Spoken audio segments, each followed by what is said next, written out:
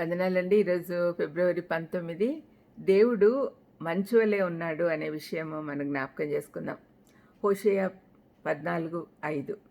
చెట్టునకు మంచు ఉన్నట్లు నేను అతని కుందును, తామర పుష్పం వలె అభివృద్ధి పొందును. హోషేయ గ్రంథంలో దేవునికి తన ప్రజల పట్ల ఉన్న ప్రేమను విస్తారంగా వివరించారు. దేవుడు తన ప్రజలకు మంచు వలె ఉంటాను అంటున్నాడు. తాజాగా చెట్లు ఉండాలి అంటే వాటికి మంచు కావాలి. నేల యొక్క పరిస్థితిని జీవంతో నింపాలి అంటే అది కేవలం మంచుకే సాధ్యం. ఇది రాత్రి వేళల్లో కురుస్తుంది. అది లేకుంటే సృష్టిలో పచ్చదనం ఉండదు. లేఖనాల్లో మంచుకి ఇవ్వబడిన ప్రాధాన్యత ఇదే. మంచు యొక్క విలువ గుర్తించబడింది. ఆత్మీయ పునరుద్ధరణకు సూచనగా వాడబడింది. సృష్టి యావత్తు మంచుతో తడవబడినప్పుడు ఎంత తాజాగా ఉంటుందో అదేవిధంగా దేవుడు తన ప్రజలపై ప్రేమ, ఉజ్జీవం అనే మంచు కురిపిస్తాడు. తీతుకు 3:5లో మనకు పునర్జన్మ సంబంధమైన స్నానం ద్వారా పరిశుద్ధాత్మ మనకు నూతన స్వభావం కలుగజేస్తాడు అని వ్రాయబడింది. కుమారుడైన దేవుడు చేసిన విమోచన కార్యం ద్వారా తండ్రి అయిన దేవుడు మనలను క్షమించి పరిశుద్ధాత్మను పంపి ఆయన ద్వారా మన పాపాలను కడిగి పునరుద్ధరిస్తాడు. చాలామంది క్రైస్తవులు తమ జీవితాల్లో పరలోకం నుండి వచ్చే మంచు యొక్క ప్రాముఖ్యత గుర్తించకపోవటం చేత వారి జీవితంలో తాజాతనం కానీ ఉత్తేజం కానీ లేదు. ఊరికే డల్గా ఉంటారు. మంచు లేమి వల్ల వారి జీవితాలు వాడిపోయి సోలిపోయి ఉన్నాయి. ఏ విధంగా ఉంటాయంటే ప్రొద్దుట నుండి తిండి తినకుండా పనిచేసే కూలివాడి కన్నా పరలోకపు మన్నా తినకుండా సువార్త పరిచర్య చేసే సేవకుల్లాగా ఉంటారు. అప్పుడప్పుడు ఆ ఆత్మీయ ఆహారం తీసుకుంటే సరిపోదు.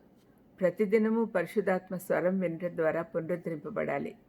దేవుని శక్తితో నింపబడినప్పుడు జీవితము దైవ జీవితంతో అనుబంధం కలిగి ఉంటాం, లేకపోతే నీరసించిపోతాం.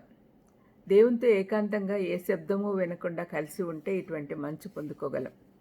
రాత్రివేళ ఆకులు, కొమ్మలు ఏ కదలిక లేక నిశ్చలంగా ఉన్నప్పుడు ఆ వృక్షజాలం తమలోని రంధ్రాలు తెరుచుకొని మంచు స్నానం చేస్తాయి.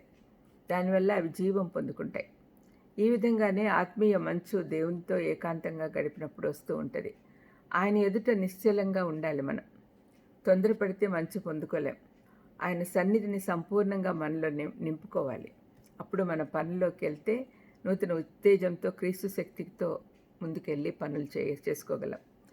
వేడి కానీ గాలి కానీ ఎక్కువ ఉంటే మంచు కురవదు. వేడి తగ్గాలి, గాలులు ఆగిపోవాలి. అప్పుడు గాలి చల్లబడి తనలోని తడిని మంచుగా మార్చి పచ్చదనంనంతా చెట్లకైనా పూలకైనా మంచుతో తడవబడతాయి. ఇదే విధంగా దేవుని కృప మనపైకి రావాలి అంటే మనంతటా మనం ఏమీ చేయలేం, కేవలం ఎదురు చూసుట తప్ప. కృప ఉంటేనే ఏ యోగ్యత లేని వారిపైన ఆయన ప్రేమ కుమ్మరించుట.